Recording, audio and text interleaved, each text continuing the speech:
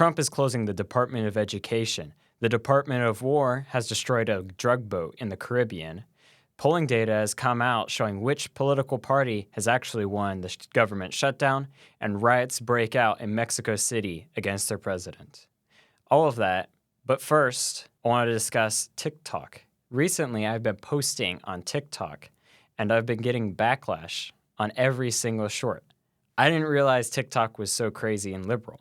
So at the end of this show, you'll see my response as well as all of these hate comments on my videos. Leftists can say some pretty nasty stuff hiding their face behind a screen. Now, Trump is closing the Department of Education. At first, most people disagree with this. They don't like this idea until they hear the actual plans for shutting down the Department of Education.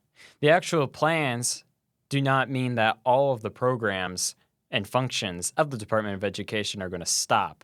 They're going to keep going. We're still going to have funding for schools, kindergarten through 12th grade, but most of the functions of the Department of Education are going to be shifted to a different department, other various departments of the government. After hearing this, people change their minds and they support shutting down the Department of Education. I believe that this is a step in the right direction, and I support Trump in doing this. However, I don't think the government should be supporting any of our education.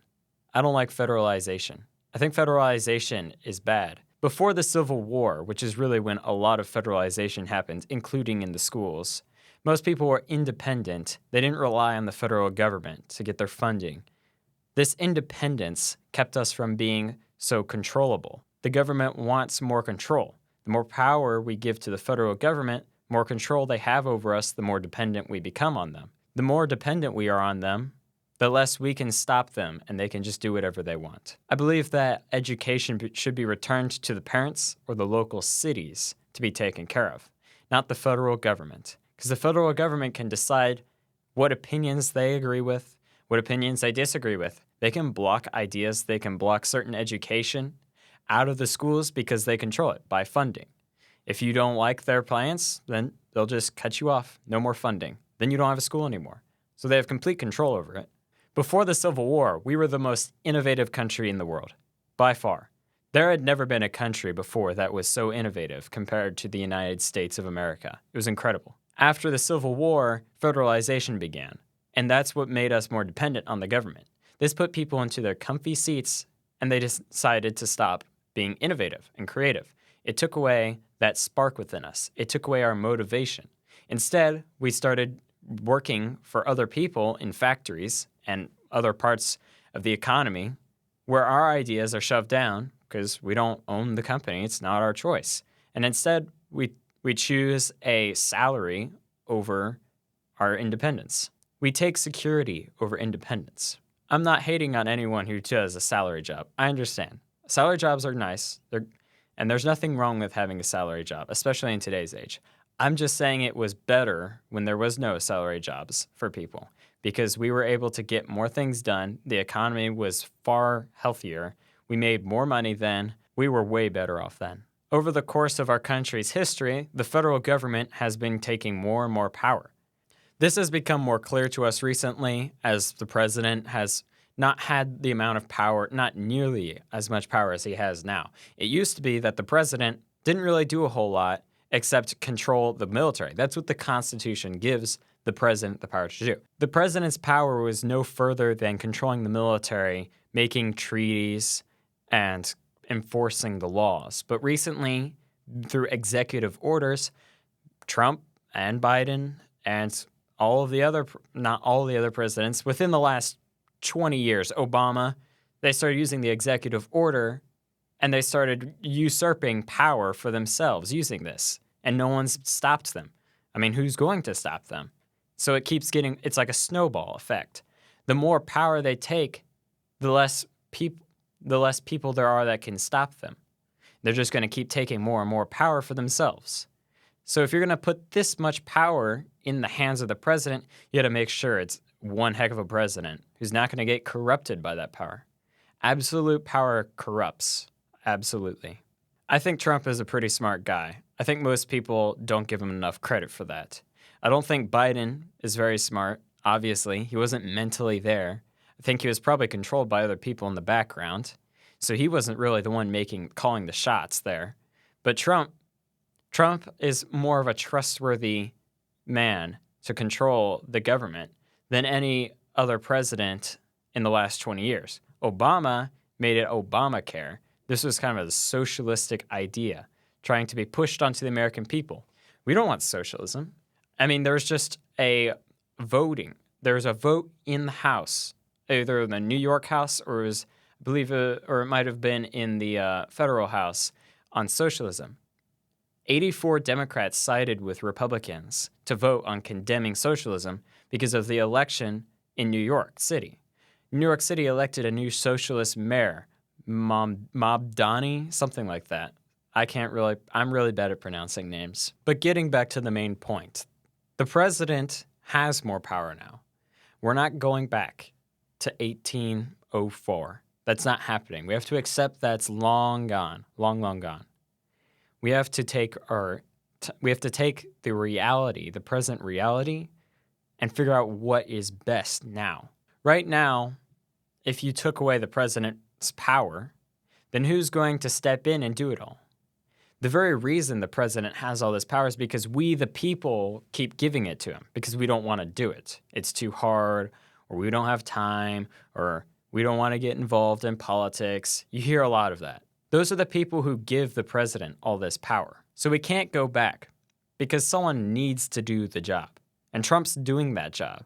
Trump's the only one who's willing to do that job. Not the only one, but he's one of the few. The president is the only one who's willing to do that job. If we went back to 1806 and we gave ourselves all the power back, we'd have to actually step up and do that. We'd have to get involved in politics and do all the things that the president is doing right now, but people aren't going to do that. So right now, yeah, all the power the president has is absolutely called for and necessary.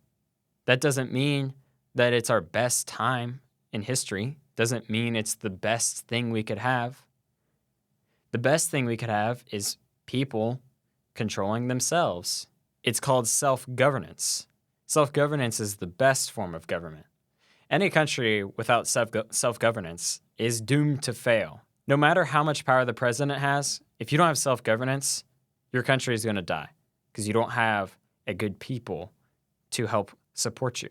Recently, we've seen a decline in self-governance. Hopefully, we're going to see an increase in self-governance as Gen Z in these polling data, you see a lot of men moving towards Catholicism and Christianity, going back to church. Self-governance. Religion teaches self-governance.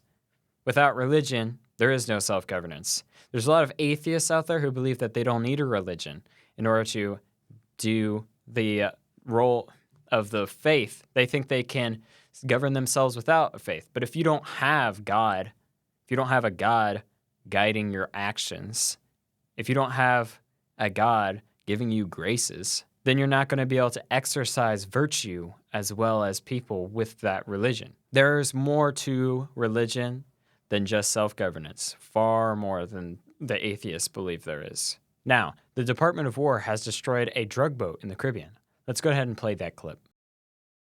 This attack killed 3 people on the vessel. This is what we need to do in order to stop drug trafficking. The reason drug trafficking is at an all-time high is because of no repercussions. We've completely stopped enforcing our laws at the border, just letting anybody in without arresting them, deporting them, or anything. There's no reason they shouldn't continue drug trafficking. They've become a billion-dollar industry because of trafficking. And the more they grow, the more money they make. And we aren't stopping them. We haven't been stopping them for the last 4 or 5 years until Trump now has come along and decided to do something about it, to gain respect for American law once again. To exemplify this, why don't we look at big cities, Chicago, New York City, San Francisco. There's so many more. Look at all these big cities. Look at the crime rates. They're very high. Why is it so high? Because Democrats, they'll have someone arrested because they committed murder or arson or robbery, and they'll convict them of the crime, and then they'll just slap them on the wrist, and then they'll let them go. The Democrats letting these people just go off the hook just a slap on the wrist, is the very reason why crime rates keep increasing. If you don't have your laws enforced and you don't punish the people who break those laws, then more and more people are going to do it more and more. Why? Because there's nothing stopping them. If someone breaks into a bank, robs it, gets $1 million, leaves, he's arrested, and they're like, all right, we'll fine you $10,000 because you did that. You just made $990,000. Of course you're going to do it again. If you were a criminal without any moral judgment. A more recent scene took place in Chicago on a train or a subway. There was a woman, 26 years old. She was on this train, sitting in a seat, just peacefully. And then unprovoked, according to federal officers, this man comes up to her. He pours gasoline all over her, and he lights her on fire. It says burn, and then a word that I can't say.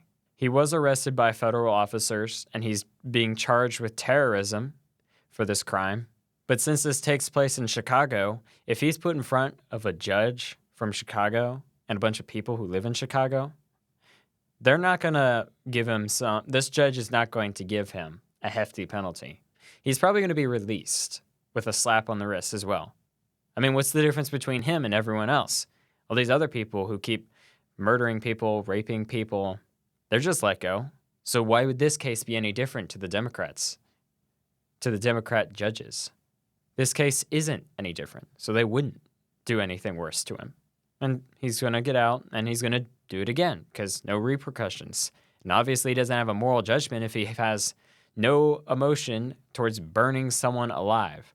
Burning alive is the worst feeling that you can feel. There's no worse pain that you can inflict on a human being. Some people would say emotional pain could be worse, but I guess it depends on the person. Some people aren't very attached to their wives, others are. Some people have died over heartbreak, but that's a different topic. Physically, burning alive is the worst pain you can feel. Clearly, he has no moral judgment. If he can just light a woman on fire and he doesn't feel bad about it, he actually curses her out over it, calls her a name. The woman was rushed to the hospital in critical injury. We are not sure if she's going to live or not. It's possible that by the time this video is released, she has died or is still recovering. But the point is, people don't respect our laws anymore. At least these people don't. And it's because we have not enforced these laws. The role of the president is to enforce these laws. That is why Trump is sending in the military into these cities to stop all this crime. Because the local authorities aren't enforcing the law. So someone's got to step in and do it because you can't have this just continue to happen. If this continues to happen, someone's going to have to step in. And if that's the president, then the president has to do it. Understand that you don't want to give the president an overwhelming amount of power, otherwise he starts to look like an emperor. But if no one else is doing the job and you give him the power to do something good, well, then he has to do it because if no one else is going to do it, you can't just sit there and all point fingers at one another. Oh, well, it's his fault. I didn't do anything. It's his fault. This situation ties back into drug trafficking. It's the same situation. Biden and Obama did not enforce our border laws. Biden did way less than Obama did. Never before have we had such a large amount of illegal immigration coming into our country than in the Biden administration. It was millions, tens of millions of illegal immigrants just pouring into the country. No one stopping them, no one arresting them. The drug cartels actually make a profit off of this because they're able to take people across the border, smuggle them across the border, then have the parents pay them once they get out on the other side. And if the parents don't have enough money, they'll torture the person until they have enough money to pay them for it. They'll hold him or her until they have enough money to pay for it. It's a kidnapping. This is a human rights violation, all because our border laws are not enforced. So the idea that enforcing our border laws is a human rights violation is ridiculous because it's far worse to have someone kidnapped by the drug cartels, well, voluntarily, but then they're no longer voluntarily held there and tortured, imprisoned by them until the parents get enough money to pay their way out. So Trump destroying these ships is a sign that America is back. Our military is back in action. We're not going to stand by and watch them and let them do all of this. We're going to stop them from doing this. We're going to stand up for ourselves. Finally, it's about time. Obama believed in strength through weakness, which is a ridiculous idea. If you have the greatest country in the world, when you have China, who hates our guts, and other countries like Iran, who hates our guts, we just get rid of our military, do you think they're going to lay down their arms and just stop fighting? And we're all going to be friends, sing songs together? I don't think so. I don't think that's going to happen. I think it's more realistic that if we lay down our arms and we stop showing our power, our authority, our might, I think China's going to come over and fill that vacuum. There's a vacuum of power in the world. Someone has to fill that vacuum, and right now it's the United States of America. Do you want Iran to fill that vacuum? Or what about China or Russia? I don't want any of them to fill that gap. I want the United States to fill that gap because the United States is the best country in the world. We have a Christian society with Christian values and moral judgments. That is far better than no religion at all, or some religion that believes in killing a bunch of people who don't support their ideas, Muslims. So we need to see more of this action. We need to see Trump destroying more vessels. Well, not Trump personally, but the Department of War. We need the Department of War to do its job and defend the people, support or enforce our laws. That's the basic role of the government. I don't see how you can be against this, except for maybe that they killed 3 men. But these 3 men are terrorist-labeled people, according to the federal government. I mean, they traffic in all kinds of drugs, killing people. They're in a group that would traffic drugs and kill you with those drugs. They would kidnap your children and do all kinds of bad things to them until you paid a ton of money for them. If you're a part of a terrorist organization and you're killed by the military, then that's just. Of course, they should be given every chance to surrender. That's just as well. Although I don't know if they sent a letter to them saying, would you please lay down your arms and surrender to us before destroying their vessel. I do know that there was 10,000 men positioned in the Caribbean, and our aircraft carrier was moved into the Caribbean. Seems like a pretty good sign to me that you better stop messing around, because if you mess around, you're going to find out. So this is a good start, but we need to see more of it. Enough about that. Several thousands of people take to the streets in Mexico City, protesting impunity, crime, and corruption. This protest was led primarily by Gen Zers, according to reports. What started off as a peaceful protest quickly became a riot in the streets after some men tore down some police barricades. These men were masked. Let's go ahead and play the clip from the scene that happened after this.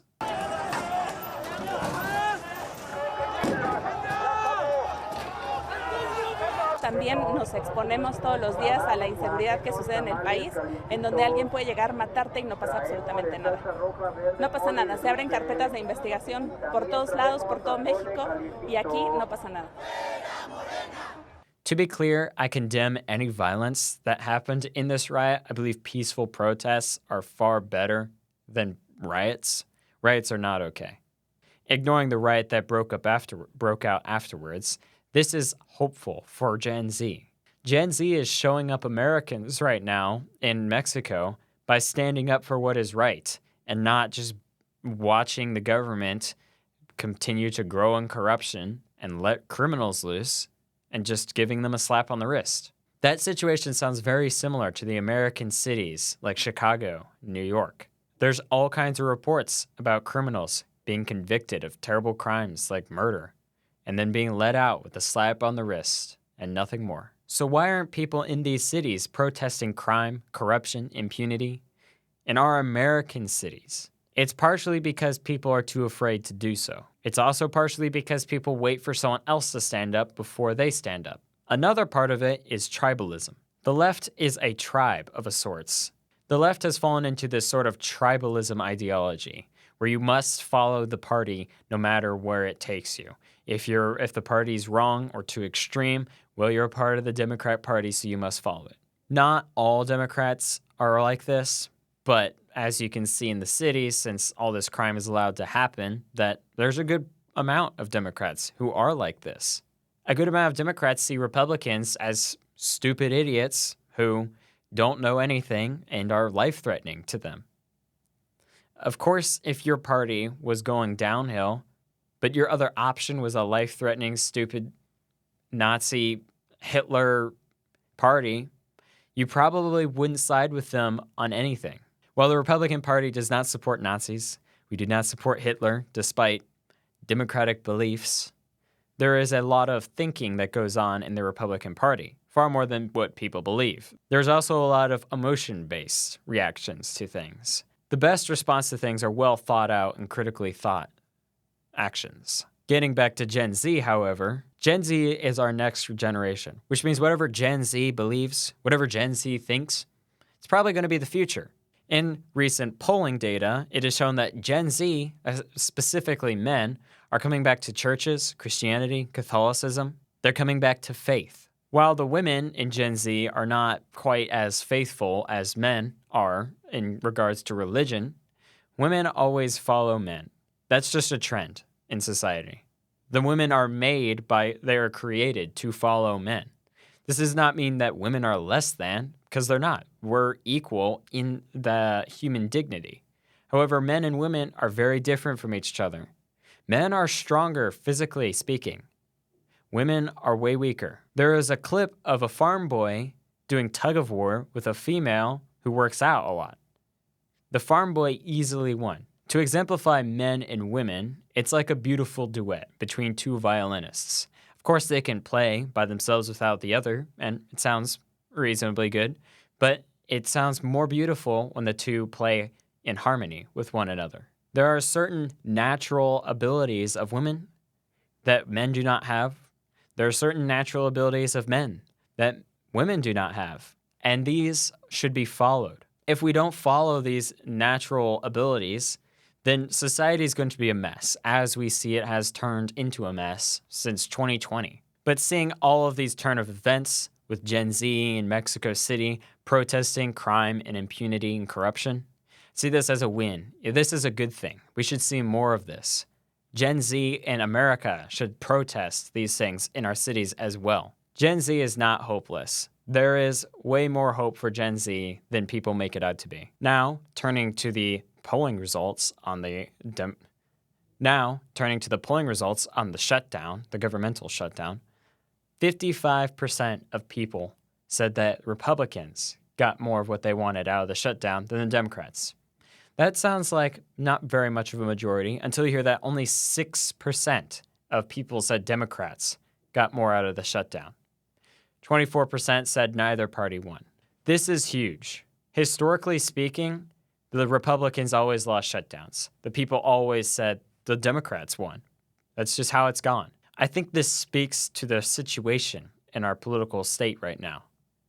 People prefer Republicans over Democrats because Democrats have gone way too far to the extreme. I should say liberals specifically. There are moderate Democrats. I would say there's more moderate Republicans now than there are moderate Democrats because moderate Republicans they've become the centralists, whereas even moderate Democrats are more extreme to the left. This is the very reason why Democrats lost the last election. They lost the Supreme Court, they lost the presidency, they lost the House, the Senate. They have no power left in the government when it comes to simple majorities. Democrats would be in a lot better place if they just slowed down on their ideology and relaxed a bit. However, they keep doubling down instead of slowing down. They keep trying to push it faster, harder, until the people accept it. But that's not going to work. It would have worked 10 years ago. It was working, but it's not anymore. They've gone too far, and people don't like that. That's why people have turned against them. That's why Democrat polling data is so low. I believe the last poll I saw was like 26% of Americans approve of the Democratic Party. Maybe it was 30%. So why do the Democrats keep doubling down? I think it's because they've believed their own lies that they've been telling. They've been telling the people that the Republicans are Nazis, fascists, Hitler-supporting, Jew-hating people. They've been telling them this so much, so repeatedly, that they believe it themselves. You wouldn't want to side with a party that you believe supports all of those things. You would feel that to be immoral and wrong. This is why they double down on their ideas rather than loosen up. They feel like they're loosening up and becoming more accepting of Nazi Hitler people. But I mean, if that's the plan of the Democratic Party, keep doubling down. All right, keep doing it, please. Please keep doubling down. I want to see Trump win a third election. So please make that happy, or make that happen. But it would be happy for that to happen. Now that we've gotten through all the news, let's look at these TikTok comments that have been posted on my recent TikTok videos. I just looked at the name of this user who posted this comment. It says, Antifa Lieutenant. How fitting. This comment says, confiscate all microphones until we can figure out what the heck is going on. Then it has this picture of I guess that's a derpy face, some quote-unquote Republican drooling with a MAGA hat on his head and a microphone in front of him. I think this is kind of funny. It looks pretty funny. And it's not even anything meaningful. There's no argument behind this. This is the calling another person a name argument. This is what happens when you run out of logic and have no facts left, because they've all been disproven, because they weren't facts. So he's actually supporting my video in a sense, although he doesn't think that he's supporting it, but he's proving my point that that my arguments are well-founded and that he just showed that he doesn't have any comebacks. This next one comes from Toxi. How can you say it was politically motivated when we aren't sure they got the killer and we don't know what his actual motives were? That's odd. I thought we got the killer. I thought the family turned him in and he's now in custody and he's going to be charged for the crime of killing Charlie Kirk. What else is odd is that apparently shooting Charlie Kirk is not politically motivated at all. I don't see how you could possibly believe that. I mean, Charlie Kirk was one of the most political figures, the most influential political figures in America. To say that an assassin got on the roof of a building and pointed a sniper rifle at Charlie Kirk's head and it shot him during a speech he was giving or a debate he was having on a college campus, to say that's not politically motivated, that's actually really shocking to me. I don't know what to say about that. I mean, it seems pretty obvious to me that this was politically motivated. I don't know how you can possibly deny that, especially since the engravings on the bullets said, catch this fascist, and it was an Antifa chant, I believe, on another one. I think it was Antifa, but I'm not quite sure on that one. But this is quite liberal. These are quite liberal engravings on his bullet casings. To say that this isn't politically motivated is shocking to me, truly. This next one comes from Harley Blackstone. It says, look into the data. Shows no data. That's a good point. I should have shown my data on the short. I should have had graphical displays of it. And that's what I'm going to start doing in my shorts. That's what I did in my last shorts. I'm starting to show where I'm getting my information from. Maybe I can even post the links in the description so that then no one can say that. So thank you for that comment. You're helping my channel out and helping me grow. I'll save you guys from the rest of these comments as they're mostly insults without any substantive arguments. But this just goes to show the political left in our country. They don't have any arguments against us, so they result in name-calling. It's like a 6-year-old level behavior. But they're the ones who accuse us of not thinking critically. That doesn't make any sense to me when at least my videos are giving my opinions. They're giving my arguments. I'm trying to cite my sources for you. And you come back and you say scumbag or other things.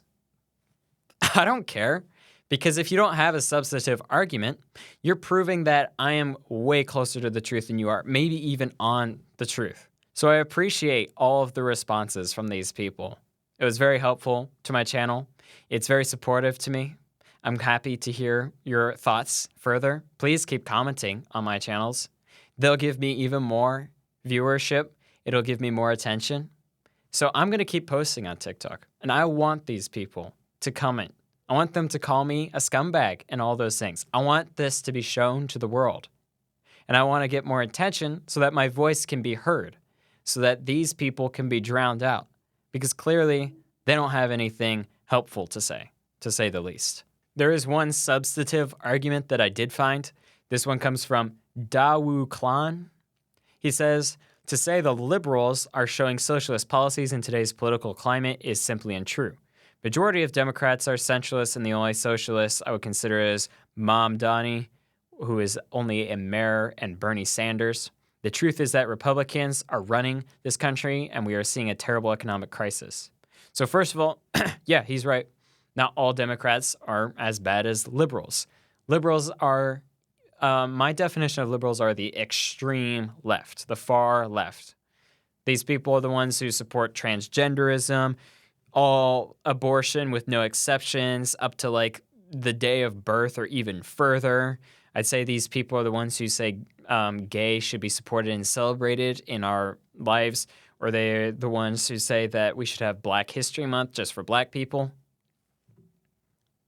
Those are who I think to be liberals. So no, not all Democrats are like that. However, I think there's still a decent amount of people in our country who are like that. I'd be like 20%, I'd say. And that's way too many. One funny thing I found about some of these topics is there was comments, is that they say they should take away my microphone. Okay. You're going to take away my microphone because you don't like my ideas and my opinions? So you don't want to, you just don't want to hear it? That's what it is? There's nothing you can say to combat my arguments? So you just don't want to hear it? You're going to take away my microphone? You're going to get mad at me over it? Okay. All right. That's fine. I don't care. That's fine. So I enjoyed these comments, to say the least. As you can tell, I'm laughing now. I haven't laughed the rest of the show, but now I've laughed several times in the last few minutes. So I like these comments, and I'm looking forward to sharing more of them in the future. That was a good show. I hope you liked it. Please drop a comment down below on your thoughts on these tweets or they're TikTok responses, not tweets. This isn't Twitter, and Twitter's X now. But anyways, I hope you enjoyed the show. Please subscribe, leave a like down below, and I hope that you all have a good rest of your week. God bless.